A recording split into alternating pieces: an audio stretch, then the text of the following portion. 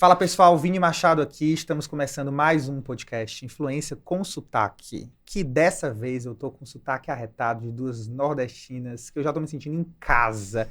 Nordestino, quando vê outro nordestino, se sente em casa, fica à vontade. Não eu fico à é. vontade. Eu também. Tu também? Em casa, total. Nossa senhora, eu que cheguei em São Paulo agora, mas elas estão há não sei quantos anos aqui, elas já vão depois me dar umas dicas, né, maravilhosas. Estou com Denise e Kessia, fundadoras da Atenas, essa agência maravilhosa, que eu tive o prazer de ir conhecer a casa de vocês, coisa mais linda do É mundo. uma delícia, eu Sejam amo. bem-vindas, eu tô apaixonado em poder falar com vocês. Eu Que amo bom. falar com pessoas que eu me conecto de cara. Eu já tive essa conexão. Sejam muito bem-vindas de coração.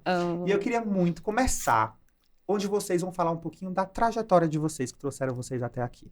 Cada uma falar um pouquinho como começou, o que é que impulsionava, pra gente entender, né, como é que duas baianas fortes, têm 26 anos de carreira, 26 anos juntas, né, que eu não sei nem se são de carreira, mas juntas, que eu acabei de saber. É. E o mais importante que elas vão mostrar agora para vocês naquela câmera, a tatuagem. Então, mostra a tatuagem.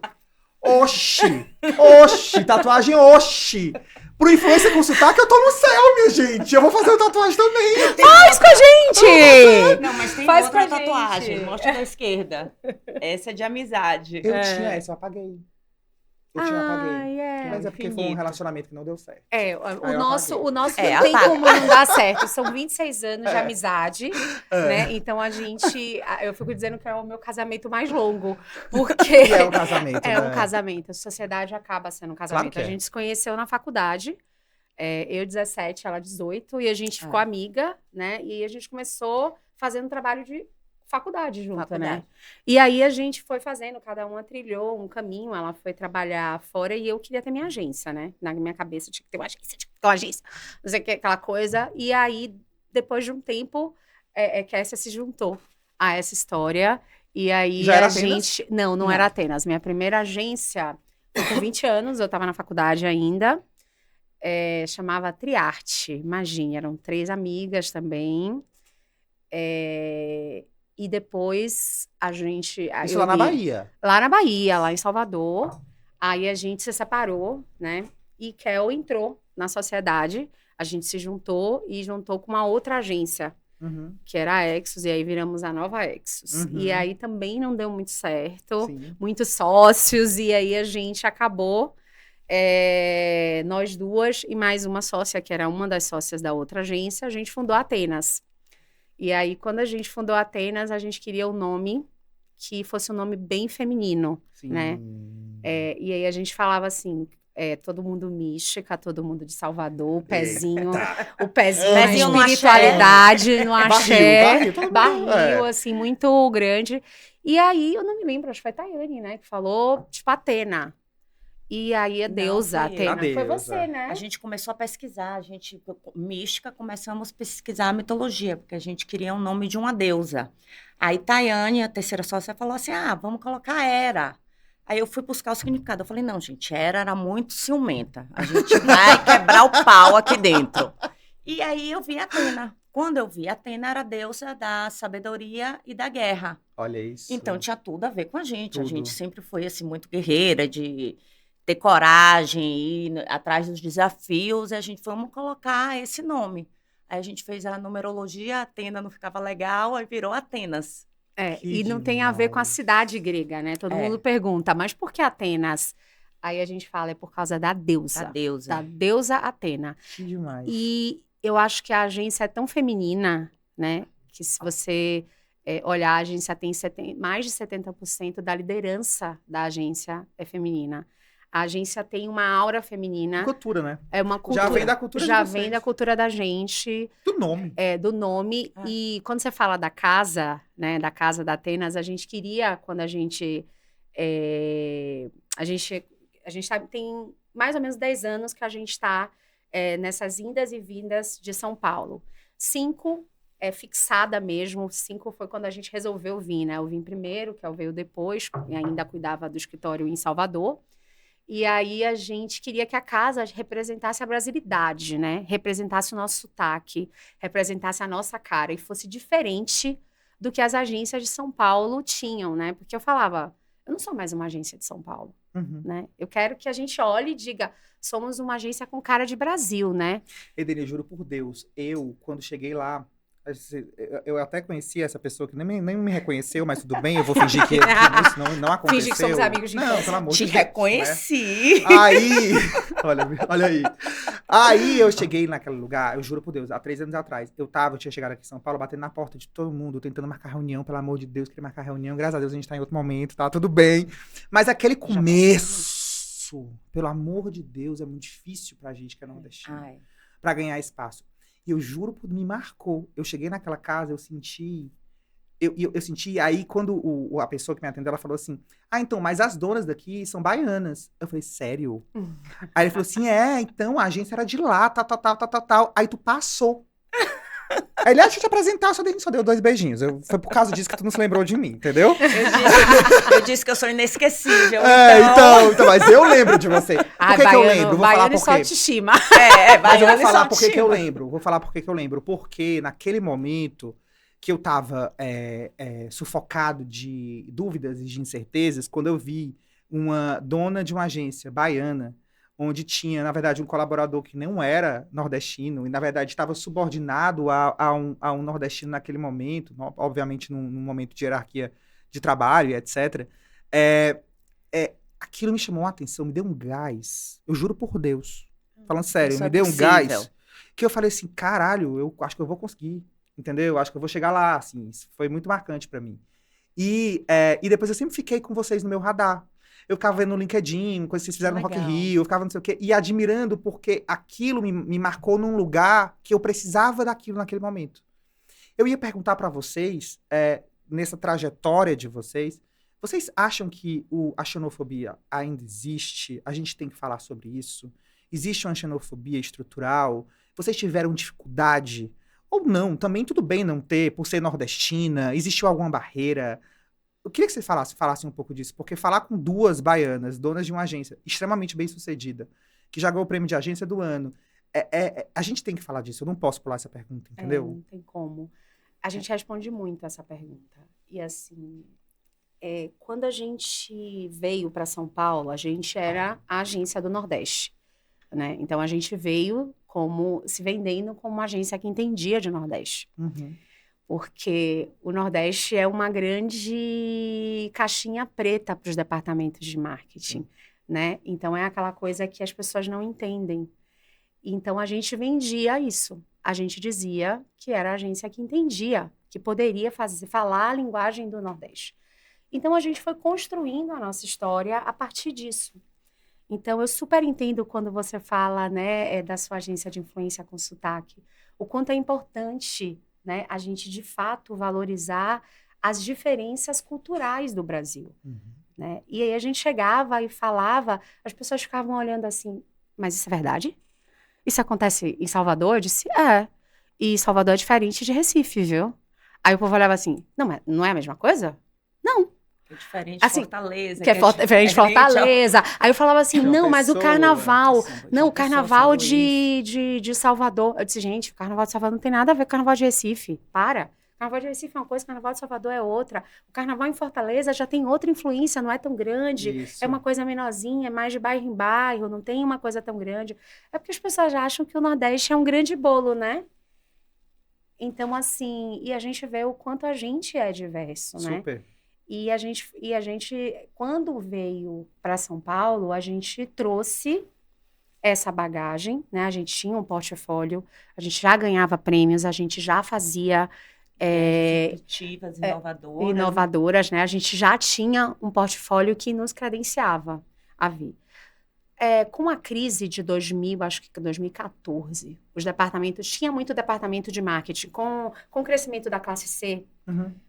o Nordeste passou a ser a bola da vez, né? Então, assim, como São Paulo não entendia o Nordeste, São Paulo começou a dizer assim, não, vamos montar escritórios para atender o Nordeste, porque o Nordeste era um Brasil à parte. Sim.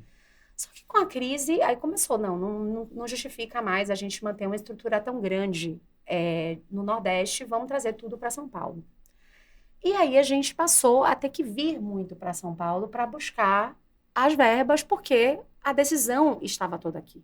Está, né? Estava e ainda continua e está cada vez mais aqui, né? Então, a gente tem que sair de onde a gente está para buscar a verba. Então, a gente, inicialmente, era a agência do Nordeste, né? Então, a gente vinha para cá com o escritório em São Paulo, uma base operacional, né? Prospecção.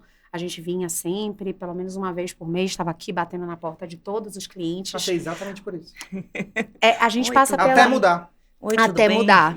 E aí, eu acho que quando a gente muda uma chavinha, né? A gente deixa de ser agência do Nordeste e passa a ser agência nacional. Então, São Paulo ele não quer saber de onde você é, contanto que você esteja em São Paulo. E que você entregue.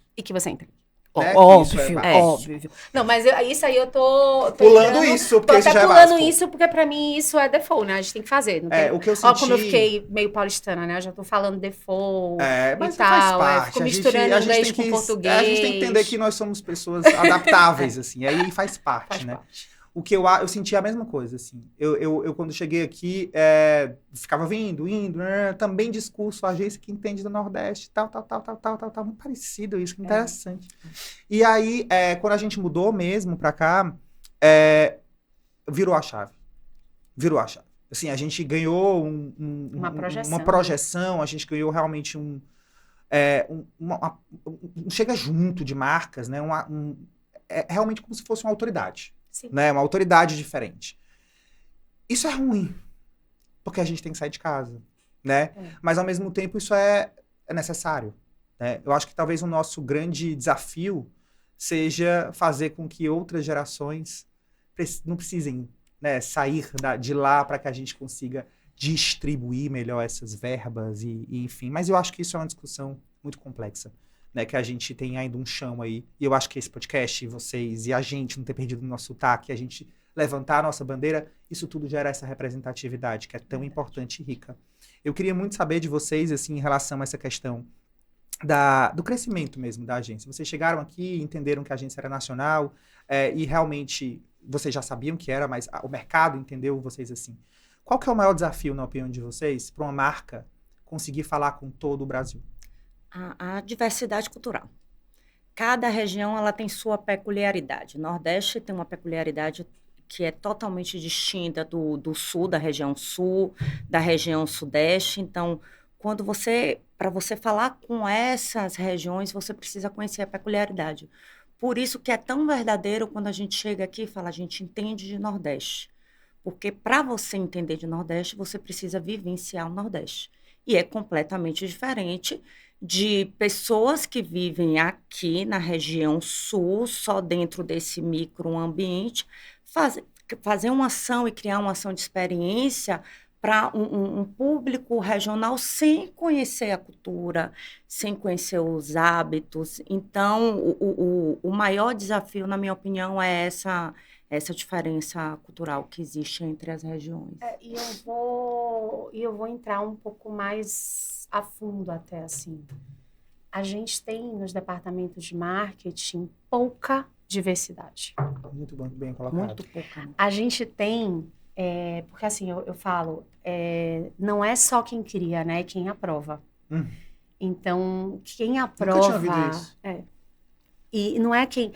Eu falo, né? A gente pode criar a melhor coisa do mundo, mas se você não tem repertório... Se você não tem repertório para aprovar aquilo, se você não tem coragem de aprovar aquilo, porque você não conhece, porque é distante da sua realidade, a gente vai ter as mesmas coisas acontecendo o tempo inteiro. Né? Então, assim, uma marca que se propõe a falar com o Nordeste, uma marca que se propõe a falar com o Norte, com o Sul, uma marca que é marca brasileira, ela precisa representar em sua essência a nossa diversidade. Claro, e antigamente, você colocava um VT na TV, chegava em todo lugar. Chegava em todo lugar. Hoje não. Não chega. Você não sabe nem onde estão essas pessoas, né? Não sabe nem onde. E hoje a gente não está falando só de regional, a gente está falando de clusters e comunidades. Sim. Que existem várias comunidades espalhadas no Brasil. E as pessoas, até o poder do marketing de influência, que você deixa... Hoje a gente deixa de ter os influenciadores, eles viram líderes de comunidade. Eles são pessoas que constroem uma autoridade naquilo que eles falam e criam um engajamento e um repertório que conversa com aquelas pessoas. E aí, uma outra pergunta que eu queria colocar, até para entrar um pouco mais nesse assunto de nacionalizar, é como você consegue... A gente sabe que a grande dificuldade é a diversidade cultural.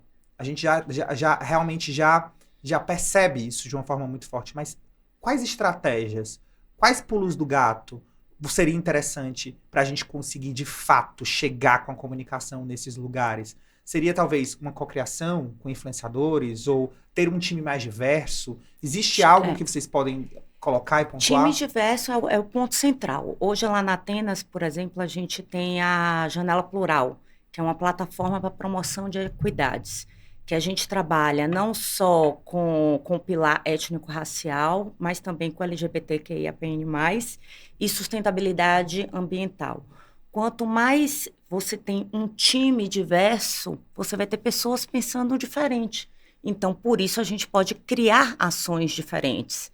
Se você tem um único pensamento aqui do mesmo grupo de pessoas, como você vai criar algo que é de um pensamento de uma pessoa que não vive aquela sua realidade? Muito bem colocado. Então, a diversidade faz isso. E aí você tem diversas ferramentas. Você pode se alinhar a creators, a comunidades, a influenciadores, para estar artistas, para estar criando essas ações diversas. A gente costuma cocriar muito, né? Eu acho que o papel de uma agência, né? Eu falo muito sobre isso, né? O papel de uma agência, principalmente uma agência de experiência, é conectar os players, né? A gente fez muita coisa bem louca, muita coisa fora, né, do escopo do que seria o tradicional de uma agência de experiência. Então, a gente conectou pessoas que sabem fazer, né? Porque eu digo assim, se você não trabalha com verdade no marketing, tem que chamar, né? Tudo que você tá falando vai para água abaixo. Tudo. Se não for genuíno, acabou. Se não for genuíno, acabou. Ah, eu tenho uma plataforma de diversidade. Eu não tenho diversidade nenhuma. Eu não consigo aprovar. Eu não conheço. Como é que eu aprovo uma coisa? Ai, vou aprovar sobre diversidade. A gente já afetou muita coisa. Muita coisa. Assim, principalmente para o Nordeste, para a plataforma de cultura racial, né? De cultura preta. A gente vetava, né? Eu dizia assim, gente... Não vamos fazer. Isso aqui não vai dar certo. É tiro no pé. Isso aqui que vocês estão querendo propor não vai funcionar. Bacana, e assim, dá um não. Não, a gente dava muito não. Saber dar não é um sinal de maturidade absurdo. E é um não com um entendimento Consciência do que a gente está falando. Né? Porque eu acho que também é o papel da agência, né? E aí a gente consegue dar esse não porque não é porque eu sou baiana, né? É também porque eu sou baiana, mas é porque na agência eu tenho gente do Sul, eu tenho gente do Norte, eu tenho gente de São Paulo, eu tenho gente do Rio, eu tenho uma quantidade expressiva de pessoas negras e pardas, eu tenho LGBTQIA+, então a gente consegue construir um olhar plural de comunicação que é verdadeiro. Sim. Então, assim, por exemplo, a gente é responsável pela plataforma de música e sustentabilidade da Heineken.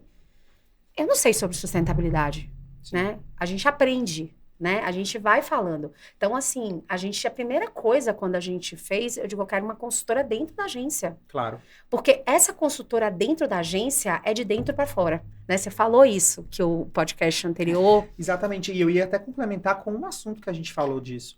Será que cada vez mais as agências, a tendência das agências, elas criarem nichos? Exemplo, de autoridade, lugar de falas, exemplo. É muito difícil uma agência hoje falar para tudo. Sim. Será que a tendência é você chamar quem sabe?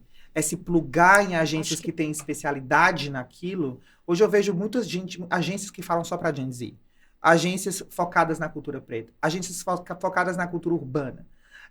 E eu percebo que cada vez mais é um pouco do coletivo, de talvez trazer e agregar. Talvez isso possa ser uma tendência na opinião de vocês? Eu acho que é uma tendência. A gente faz muito isso. A gente cocria muito. Por exemplo, plataforma de música. A gente chama quem entende de música para fazer a plataforma. Porque não adianta o meu gosto pessoal. Meu gosto pessoal não interessa absolutamente nada. Né? Eu gosto, é problema meu que eu ouço na minha playlist. Mas é problema do cliente o que o consumidor ouve. Para que comunidade eu quero falar? Para quem que eu tô falando? Quem é que eu vou conseguir conectar? Por isso que o papel dos influenciadores, e você falou uma coisa muito legal, né? Que é de comunidade, é de cluster. Cada vez mais a gente está... ao mesmo tempo que a gente não padroniza mais nada, né, gente? Não. Se alguém padronizar alguma coisa... Inclusive, eu vou trazer um case do ANRF que eu já fui. Já falei isso em outro podcast. A Nike está fazendo um trabalho muito legal de despadronização, chama Nike Buy. Eles estão criando lojas de bairro. Legal. Então, antigamente eles montavam um modelo de loja e ela replicava no mundo todo. Agora é o contrário, é despadronizar. Cada bairro tem a sua loja, com o público da sua loja, para a sua comunidade, com artistas da comunidade, e elas estão sendo despadronizadas, porque ser padronizado não conecta mais as pessoas. Não, e o público hoje, ele quer voz e vez. Legal. E a gente tem um grande aliado ou não, que são as redes sociais. Uhum. Então, ali eu posso expressar quem eu sou, do jeito que são as minhas ideias, do jeito que eu me visto, e eu não quero ser igual a ela só porque andamos juntas, somos muito amigas, etc e tal. Então, hoje está muito mais individual. O que é que Kércia tem para falar? O que é que Denise tem para falar? O que é que Vinícius tem para falar? Mesmo a gente sendo do mesmo grupo, mesmo a gente sendo da mesma comunidade. Por isso que a despatronização, ela é uma tendência. E a gente brinca muito com uma tendência agora que é a decolonização, né? Então, nunca ouvi falar disso. Então, ao invés de colonizar, você descoloniza. Uhum. Porque os streamers vieram muito com isso, né? Quando você entra com uma Netflix, que você vê um boom de novela coreana, novela turca. Super. Como é que você imaginou na sua vida que você ia assistir uma novelinha turca? Um dorama, sabe? Por quê? Porque quem ditava a tendência do mundo era os Estados Unidos, né? Então, assim, Hollywood dizia pra gente... Ah, que legal isso. Hollywood dizia pra gente o que era importante, o que a gente tinha que consumir. Aí você vem o streaming dizendo, você vai consumir o que você quiser.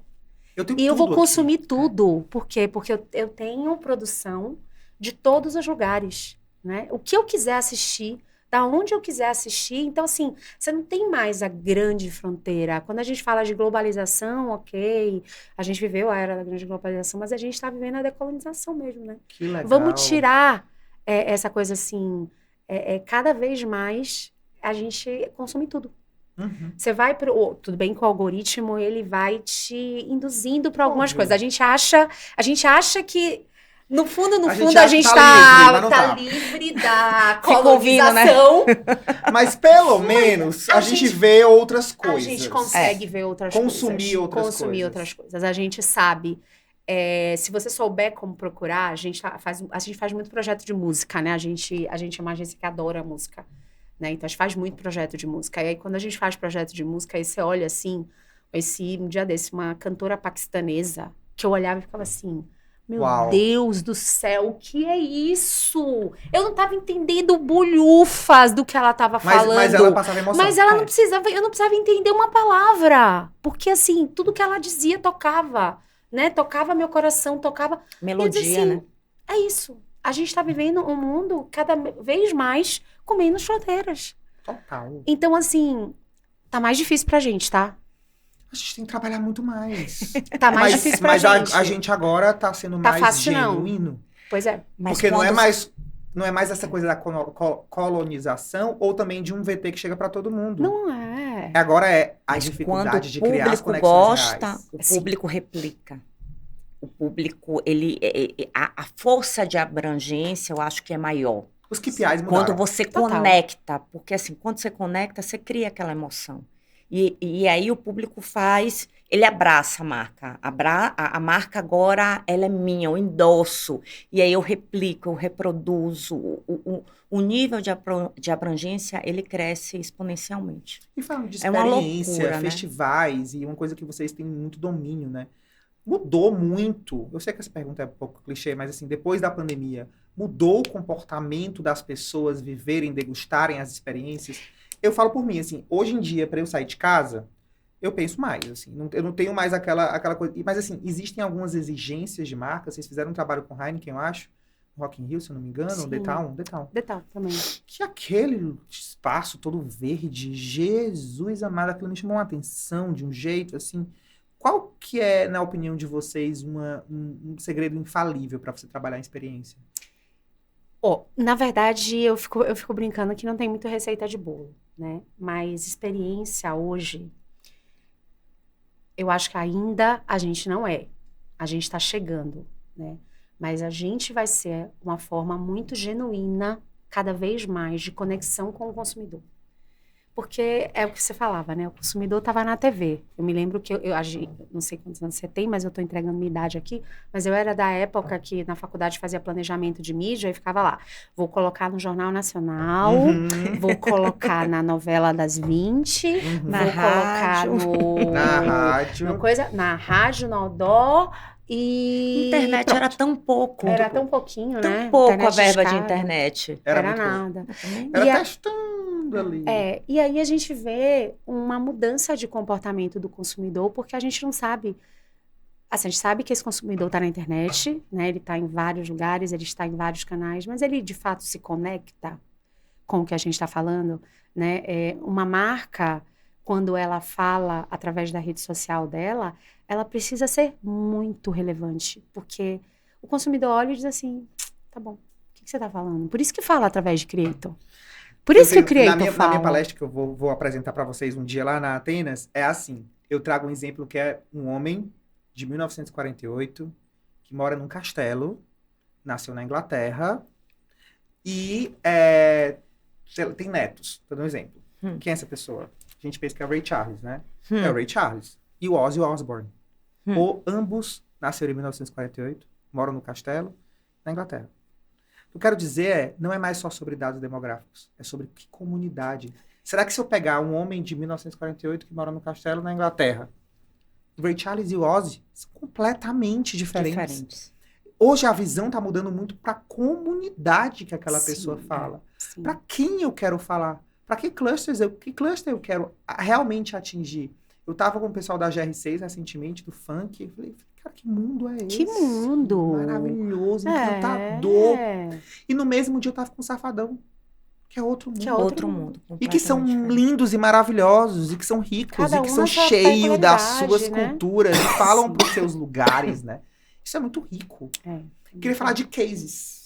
Cases de vocês. A gente gosta disso. Queria ouvir um pouco os cases que vocês têm orgulho nessa trajetória de vocês. A gente tem tantos cases que falar de um só é difícil, né? Vamos falar demais. A gente tem muito case que a gente gosta de os últimos, né, pelo menos. A gente... Aí, voltando um pouquinho só da experiência, né? Então, acho que a experiência é a forma de conectar muito a marca com o consumidor, né? Eu fico brincando que é a forma do consumidor tocar na marca, né? Porque hoje a gente não quer mais ver só, né? A gente quer tocar, que a gente quer sentir, a gente quer entender que aquela marca falou direto pra gente. Né? E aí, eu acho que a experiência, ela traz isso, né? É a forma da marca conseguir se falar. Tanto que, se você reparar, a maioria dos conteúdos de marca, quando não são falados por creators ou por influencers, são de experiências da marca. Porque a marca sozinha, ela perdeu um pouco a... Eu não vou falar relevância, porque aí é demais também, né? Mas, assim, ela perdeu um pouco a força dela falar sozinha. Hoje tem outras pessoas que falam. É. E a marca não é humanizada. E a marca não é mais humanizada. Então, quando você faz uma experiência, você humaniza a marca. Você traz ela para Então, antes de falar de case, até para complementar, por que uma marca gasta tanto para estar no festival? Por conta disso. Por conta disso. Porque ela quer uma experiência com aquela comunidade. Ela quer que aquela experiência cria conexão diretamente. Os festivais... Eles cresceram muito, né? A gente tem dados de quantidade de festivais no mundo. A gente está chegando a níveis pré-pandemia, né? Assim, 2 anos de pós-pandemia, a gente está chegando aos níveis pré-pandemia, aumentando essa quantidade de pessoas que consomem música, que consomem streaming, que consomem tudo. As pessoas estão com uma ânsia por consumir, né? Então, o festival, ele acaba sendo essa porta de entrada para te apresentar uma comunidade, te apresentar uma nova banda, te apresentar várias bandas. As marcas, elas entram nesse play center, né, nessa verdadeira Disney. Então, as marcas entram também nesse circuito, fazendo parte dessa história. Então, uma marca que consegue se conectar com a cultura do festival, ela consegue atingir mais o seu objetivo do que uma marca que vai para lá para expor a sua marca. E aí os KPIs tornam diferentes. Completamente também, né? diferentes. Hoje eu vejo muito KPIs de tipo de quanto que você teve de mídia orgânica, porque a experiência foi legal e as pessoas quiseram se conectar com aquilo. As marcas, elas já cobram de vocês, de agências de live marketing, experiência, outras coisas. Os espaços que a gente cria, eles precisam ser cada vez mais imersivos. Se o consumidor ele for naquele espaço de uma determinada marca e ele for ali, ele não vivenciar uma experiência, para ele passou, tchau. O que faz ele permanecer naquele espaço ou se conectar com aquela marca é a experiência que ele está vivendo ali. De que forma ele se emociona. Quando a gente fala conexão, é muito emoção. Então, se ele chega em determinado espaço, ele vive uma experiência que ele se emociona, aí é a golada. E você sente isso na resposta do público imediata? É imediata, né? É imediato. Redes sociais, já posta, já publica, já marca. E os KPIs são justamente esses, né? Porque, assim, medir experiência ainda é muito complicado, né? Quando você vai para o digital, você tem como medir, né? Quantidade de pessoas. Na experiência, você tem. As pessoas foram impactadas no local, mas você não faz experiência para impactar só as pessoas que estão ali. Sim. Né? O foco é reverberar aquilo para fora. Então, o trabalho de PR, e aí a gente fala muito mais de brand PR, né? Não é só a gente ficar brincando que às vezes a gente tem vontade de morrer, né? Porque a gente criou todo um storytelling e aí o que sai da manchete é uma coisa que, tipo, não é o meu storytelling. Uhum. Eu demorei pra criar esse storytelling, cacete! Entendeu? Eu demorei pra criar esse storytelling. Isso aqui é o que conecta com o consumidor, e você tá botando isso! Assim, a gente tem uma eterna briga. Então, assim, a gente fala muito sobre... Cada vez mais as coisas têm que andar em conjunto, né? Então, assim, a experiência com o brand PR, né? Com o digital, né? Com o que vai para as redes sociais. Porque não adianta, senão o investimento não se paga. Então, assim, se eu for entrar num custo por impacto, que cada vez mais as marcas elas querem saber, o custo por impacto é altíssimo. Claro. Porque eu vou gastar X para X pessoas. Aí quando você vai fazer, não. Então, se eu botar na TV, eu vou ganhar mais. Mas o seu impacto é sobre as pessoas que foram atingidas fora dali. Fora dali. E que elas gostariam de estar ali. Sim. E que elas viram que a marca fez uma coisa que é para elas. Sabe? Então, assim, a diferença é essa. O desejo é outro. E, assim, não é só mais uma campanha. Sabe? Eu fiquei lá olhando uma campanha. Tá, legal. Pô, essa marca é legal. É o desejo. É o desejo de estar. É porque, pô, olha o que essa marca tá fazendo. Eu me lembro que a gente faz Devassa, né? Então, a gente foi... Falando de cases agora. Quero saber. Vamos entrar no case. Eu acredito muito. Eu sempre falo isso em todas as entrevistas, porque eu sou uma ativista. Eu sou uma ativista da experiência. De experiência. Eu sou uma ativista do antigo BTL, né? Porque para mim não tem mais nada de BTL. A gente trabalha com experiência de marca, a gente trabalha com conexão com o consumidor. Então, para mim é diferente de como a gente começou lá atrás. Mas eu sou ativista de que a gente constrói marca.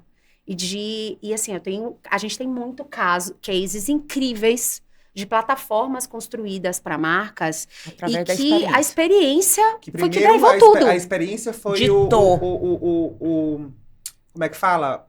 A mola propulsora, a estratégia e a experiência ditou até o BTL. Muitas coisas, né? A experiência ditou o BTL. Por quê? Porque a experiência é a conexão genuína, né? Então, assim, quando você olha quantas marcas têm investido em experiência...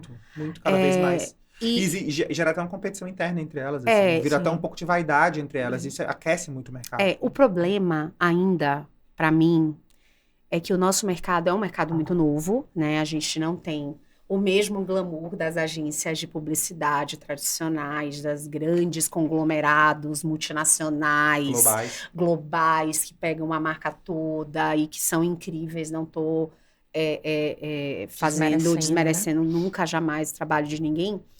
Mas a gente tem uma prática no nosso mercado que é muito difícil, que é o job a job, né? Uhum. Então, assim, é muito, perdão da palavra, que eu sou baiana, eu tenho licença poética pra xingar. Pode é muito foda. É muito foda, eu falo foda toda hora. É muito foda, é uma puta que pariu. Desculpa que eu crianças saiam da sala agora. Corta isso. A gente fica o tempo todo participando de concorrência. E assim, cada hora faz com uma agência. Aí faz com a agência X, aí daqui a pouco faz com a agência Y. Né? A gente vive com isso. Como você constrói estratégia se a cada job você tá com um parceiro diferente? E cada parceiro vai ter um olhar diferente, um DNA diferente para definir aquela estratégia da marca. Cara, é verdade. Então, o job a job muito um desafio. E para mim, ele tá no contra-lado, né? Para a gente construir uma estratégia que ela seja contundente, que ela seja embasada, que ela seja verdadeira. E a gente tem cases com clientes que conseguiram desconstruir isso e estão com a gente, com a parceria de longo prazo, que a gente conseguiu construir marca através da experiência. Incrível, eu queria ouvir algum case. A gente atende Devassa há 5 anos, né? Devassa foi uma marca que veio, né, daquela cultura cervejeira, o nome Devassa, né? Sim. Então, assim, a gente era a marca da Sandy, sendo Devassa, da Paris Hilton, das Pinapes, das coisas. Então, assim, a gente saiu dessa cultura sexista para criar uma marca da cultura brasileira, né? Que vangloriava, né? Que se glorificava, a gente brincava que era glorificar a cultura brasileira. Então, como a gente conseguia glorificar a cultura brasileira? É falando na nossa campanha que a gente é legal? Então, assim, a experiência teve um papel muito forte. Então, a gente criou uma plataforma de música, né? A música, ela ajuda a conectar com o consumidor. Música é um elo de conexão forte. Um elo de conexão forte. E era uma marca que estava com foco no Nordeste, por isso a gente foi chamada, né? Muito legal. Muito legal. Isso. E a gente construiu um case de muito sucesso dentro da companhia. Então, Devassa foi era a marca número 1, né? A marca número 1. Bahia, né? Muito forte. Bahia, né? Bahia, Sergipe, Alagoas. Muito forte, fortíssima, a marca número 1. Que era número 1, não E sabia. Crescendo exponencialmente. Então, a gente começou a criar essa plataforma, e nessa plataforma a gente tinha uma consistência muito grande de marca, né? E a gente passou 2 anos construindo essa marca com experiência.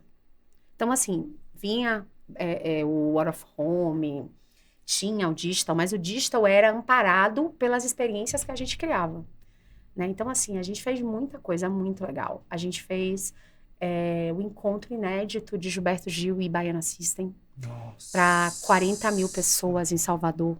Nossa. No Parque de Exposições. A gente criou um show, né? A gente criou esse show. E qual o sentimento de vocês? Eu chorava. Vocês olharem eu chorava. Pra terra de vocês. Enlouquecidamente. Com Devassa. Conectando Gilberto Gil para 40 mil pessoas. Qual o sentimento? Show inédito. Foi um show realmente inédito que marcou de vocês como publicitários poderem levar isso pra cidade, né? Muito orgulho. E assim, eu juro, a gente acompanhou os ensaios, né? E assim, eu amo Gil, assim, pra mim ele é um ícone, uma entidade.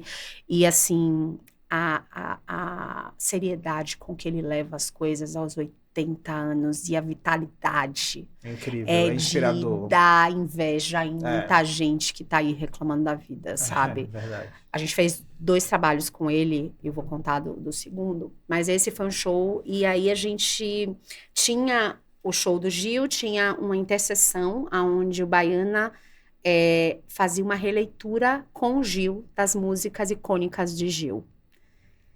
Eu juro, assim, era de uma emoção, eu chorava tanto. Eu juro, Queria ter ido. No estúdio, a gente tem, eu acho que ainda tá na Globoplay. Legal. Aí foi onde a gente deu também uma virada de que a experiência, ela pode e ela deve ser brand content, né? Foi o primeiro documentário, né? A gente fez o documentário desse encontro e eles falavam muito sobre a origem da música, né? Principalmente da música negra, das batidas africanas que embalam a maioria das músicas que a gente ouve no Brasil e no mundo, né? Então, assim, eles contam muito essa história. É uma aula sobre música, sobre diversidade, sobre cultura, emoção, sobre, né? Cultura, sobre tudo, sobre música. É muito legal quando o cliente embarca nessa ideia. É isso. Sim. Mas o cliente precisa, o que eu falo, o cliente precisa ter repertório para conseguir aprovar um negócio desse. Porque senão eu vou levar isso, ele vai dizer assim, você tá louca, né? Tá louca? Pirou? Cabeção? Ô, baiana, então, volta pra verdade, Bahia. Então, na verdade, o que você faz para um cliente entender isso é construir um repertório que convença. Que convença. Então, a gente cria muito os insights, quando a gente constrói a história, a gente sempre parte de um insight, né? Sim. Então, a gente sempre parte de um insight que conecta o consumidor ao que a gente está criando, né? Então, assim, nada é do nada. Tá? Nada é sem conceito. Porque na experiência, se você não tiver conceito, você não conecta. Você simplesmente não conecta. E a gente fica brincando muito dessa coisa do storytelling, é a nova modinha dos publicitários. Mas é verdade, se a gente não tem uma conversa muito bem estabelecida, se as pessoas não entendem a sua linha, o que você quer dizer com aquilo, você jogou seu investimento no chão, no lixo, rasgou dinheiro. Não só rasgou, como você foi negativo. Foi as negativo. pessoas foram impactadas e não mexeu com A elas. gente traz planejamento, a gente traz dados, a gente traz endosso para dentro todo da estratégia, para mostrar para ele, olha, essa estratégia, ela funciona, ela começa aqui, tem um insight, tem um conceito, vai aqui, acaba aqui, fazendo todo o 360. Ei, Kelly, me fala uma coisa, como é que tu avalia o cenário da publicidade atualmente? Uma análise, assim, geral. Vini, eu acho que a publicidade evoluiu nesse aspecto, eu acho que a publicidade eu acho que isso tem que evoluir mais.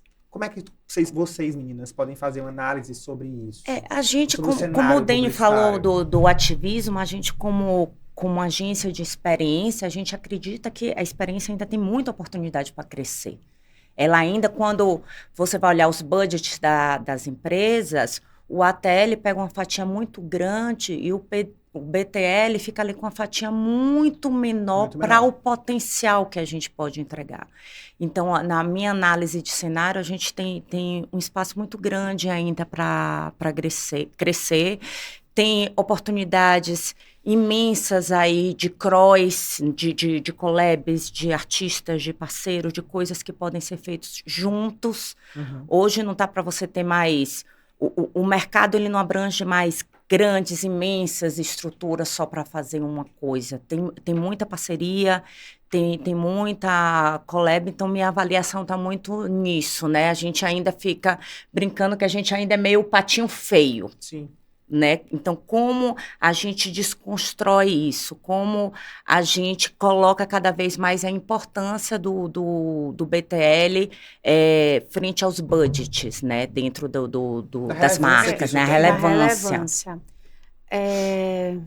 E aí, quando você pensa, né? Que a gente construiu toda uma história, né? Então, a gente fala sobre o encontro de Gil e Baiana. Aí a gente falou sobre o carnaval, a gente fez um carnaval em Salvador, que conectou o carnaval de Recife, né? A gente conseguiu fazer uma conexão muito genuína, né? E aí é de quem conhece mesmo. Entre culturas, né? Entre culturas. É de quem conhece, tudo. só de quem conhece. Era os 70 anos do trio elétrico, e a história do trio elétrico, né? Dodô e Osmar, quando inventaram o trio elétrico, eles foram muito inspirados pelas escolas de frevo, né? Pelo frevo pernambucano. Então, eles cantavam no trio elétrico o frevo pernambucano. Sim. Então, Pernambuco e Bahia tinham uma conexão muito genuína quando você fala de carnaval. O carnaval se distancia hoje, mas você tinha dois ícones muito fortes, né? Você tinha o trio elétrico, que é um ícone do carnaval de Salvador, mas que hoje abrange o mundo inteiro. Né? Então, assim, o mundo inteiro hoje usa o trio elétrico, né? A nossa Fobica ganhou uma proporção gigante. E a gente tinha o Homem da Meia-Noite, né? O Homem da Meia-Noite, que é um ícone do carnaval de Olinda. Sim. E nunca tinha saído de Olinda. Ele só aparece no sábado à meia-noite. Aí tem várias histórias sobre como ele tem o do bonecão, sim. Né? Ele já tinha ido só a réplica dele, mas o boneco de Olinda, ele tem o Homem da Meia-Noite, ele tem uma aura de mistério, né? Uma ritualística. Então, assim, as pessoas não sabem onde ele fica, as pessoas não sabem depois da meia-noite que ele vai embora, ninguém sabe para onde ele vai. Some. Então, assim, ele some. Então, tem uma coisa, e eu fiquei muito encantada quando eu fui para Recife, e eu estava tendo essa reunião com o presidente do Homem da Meia-Noite, ele me contando essa história. E aí, quando ele começou a me contar a história do Homem da Meia-Noite, que ele nunca tinha saído de Olinda, mas que ele queria muito levar o Homem da Meia-Noite para Salvador, eu falei, meu Deus, é agora.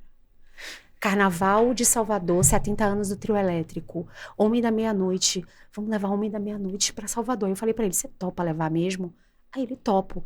Eu juro. Ele juro. Aí a gente construiu, juro. A gente jogou fora toda a criação que a gente já tinha. Mudou tudo. A gente mudou inteiro só por causa de um insight. Então, e assim, insight? A gente conectou 2 carnavais. E a gente tinha muita preocupação de apropriação cultural, né? Porque eu não queria que desse a cara de que a gente tá tirando o Homem da Meia-Noite do Carnaval de Olinda, né? A gente queria contar que é uma homenagem do trio elétrico, né? Aí a gente patrocinou o trio elétrico Armandinho Dodô e Osmar, que é dos fundadores, né? Dos filhos que trazem o legado. A gente patrocinou eles, a gente trouxe o Homem da Meia-Noite para reverenciar o trio elétrico e o trio elétrico dos seus fundadores, a Fubica, né, o Fubicão, como a gente chama, reverenciando o Homem da Meia-Noite. Então foi um cross de 2 carnavais. Nossa, e a gente levou Armandinho, que é Armandinho Macedo, que toca guitarra baiana, né, um instrumento criado lá na Bahia, né, que é o que a gente chamava o pau elétrico. E aí ele foi pra lá homenagear no sábado, quando o Homem da Meia-Noite saía. Então, assim, foi uma coisa tão genuína. E, assim, as pessoas paravam, eu juro, era muita gente com a bandeira de Pernambuco que parava e começava a gritar. E assim, tipo, ai... Emoção, e assim, isso eu tô falando de uma ativação de marca. Aí onde eu digo que essa conexão, a gente pode construir ela num bom filme, num grande filme, numa história. Mas não é só isso. Mas a experiência, quando você mostra e você vive aquilo, a marca Fexé, nesse período, foi uma loucura. Maior só do se que falava. O patrocinador oficial. A gente, como a gente tivesse hackeado o carnaval do seu patrocinador oficial e dito assim, com uma boa ideia de experiência. E com uma ideia genuína. Genuína. Verdadeira. Cultural. Sim. Cultural. Meninas, eu vou ter que encerrar. Ainda tinha tanta coisa. A gente tem tanta falar. coisa. Tanta coisa pra mandar eu encerrar. Mas eu só queria encerrar, na verdade, com vocês, falando para nordestinos que estão fazendo faculdade e que sonham em ganhar essa notoriedade, esse espaço, esse lugar que vocês ganharam com muito trabalho, com muito suor. Que lição, que fala, que dica, que conselho vocês poderiam dar para essas pessoas? Eu diria, acreditem na sua essência. A gente é muito bom naquilo que a gente faz, a gente é muito genuíno naquilo que a gente faz e com verdade a gente consegue chegar onde a gente quer. Quer complementar? Eu acho que é isso, né? Não desista, acredite. A gente não tem que ter vergonha de onde a gente nasceu, das nossas origens. Eu tenho muito orgulho delas e eu faço questão, e quando a gente brincou da tatuagem do Oxi, né, quando a gente veio para São Paulo, a gente fez, eu falei, isso aqui é para nunca esquecer de onde eu vim. Porque é daqui que eu vou e daqui que eu volto carregada, sabe? Eu volto carregada de energia, eu volto carregada de vontade, eu volto carregada de dizer assim, não é só quem nasceu em São Paulo, quem tem essa coisa que tem a condição de chegar lá, né? Então, assim, 2 baianas vieram para cá, montaram uma agência, tiveram marcas que acreditaram, mulheres, né? Tiveram marcas que acreditaram, marcas que acreditam até hoje, né? A gente imprime um jeito dentro da agência muito próximo, né? A gente está muito na linha de frente dos projetos, com os clientes, com a equipe. Então, assim, nunca desista. E a gente teve muita gente boa que precedeu a gente também, né? Eu posso dizer, a publicidade brasileira, a gente tem muito baiano, muito nordestino. Porque a gente tem a criatividade, brincando que a gente... acho que era Nizam que falava, o baiano não nasce estreia, né? Ali é demais. Então, assim, a gente tem muito que se orgulhar. Muito. Né? Então, eu sempre falo, você é de São Paulo? Não, eu sou da Bahia. Aí, não, mas você mora aqui, né? Eu disse, sim, eu moro em São Paulo. Mas eu sou da Bahia. Eu faço questão também. E assim, eu sempre faço questão de dizer, porque não é porque eu me ache melhor ou pior, é porque eu tenho orgulho mesmo. Eu acho muito foda ser baiana. Acho muito foda ser nordestina. Eu também acho muito foda. Eu acho muito incrível. E quando eu vejo alguém falando... se eu posso contar uma? Conta, claro, óbvio. Eu me lembro que aqui, quando eu cheguei aqui, né? Aí eu tava num after, não, era um antes, né? Um esquenta. É porque eu tô ficando velha e não tô fazendo mais essas coisas. Não tô velha nada, tô gata ainda. Para com isso. Para com isso. Não tô velha nada, para. Mas brincando, tava fazendo esquenta pra uma festinha. E aí era na casa de alguns amigos, tá? Uma menina sentou do meu lado e falou... Não conhecia, não sabia nem quem era, né? Aí a menina sentou do meu lado e falou, nossa, você é baiana? Eu falei, sou baiana. Aí ela, toda feliz, né? Me sacudindo, pegando no cabelo, sou baiana, não sei o quê. Aí ela olhou pra minha cara e falou assim, nossa, muito legal a Bahia, né? Eu falei, eu amo, eu sou muito apaixonada. Ela, mas baiano não gosta de trabalhar, né? Tomar no cu, né? Aí eu falei assim pra ela... Eu fui mais fina que você tá... Mas eu mando tomar no cu também. Pelo amor de Deus. Aí eu cheguei e falei assim... Eu disse, nossa, mas você trabalha? Aí ela olhou pra mim assim... Você não? Se eu não. Oxi! Minha filha, sabe o que eu faço? Eu deito numa rede, embaixo do pé de dinheiro... E fico assim, venha dinheiro! Eu não acredito. Venha dinheiro! E dinheiro vem. Ele não vem pra você, não? Ai, como você é idiota. Tu falou? Falei. Como você é idiota, porque eu não preciso trabalhar, né? Meu amor, o dinheiro vem pra mim. Que pena que não vem pra você. Cara, tu arrasou na resposta. A menina olhava pra minha cara. Eu acho que ela não sabia onde enfiar aquela cara de tacho dela. E aí ela virou a piada da coisa. Aí o povo falava assim, eita, baiana que não leva desaforo pra casa. Eu disse, Não leva mesmo. meu filho, eu vim da Bahia pra esse negócio. Você vai me dizer desaforo na minha cara? Poxa, me respeite. Me respeite com piada de quinta série. É verdade. Melhora, viu, Binha? Verdade. Melhora. Que prazer isso, que prazer isso. Obrigado, vocês me inspiram, viu? De verdade. Você mesmo. também. Igualmente, Você igualmente. Tá Estaremos- convidado. Estaremos mais juntos. Que bom, se Deus vamos quiser. estar sim, porque pra gente é muito importante. Muito. Eu amei. Eu acho que a gente tem muito o que contar. Muito. E a gente tem muito o que aprender e a gente tem muito o que ensinar também. E se conectar. E se conectar. Que E lindo. vocês que assistiram até aqui, muito obrigado. Acompanhem o Influência com Sotaque, essa paixão aqui que foi maravilhosa. Eu tô amando. Até a próxima. Obrigado.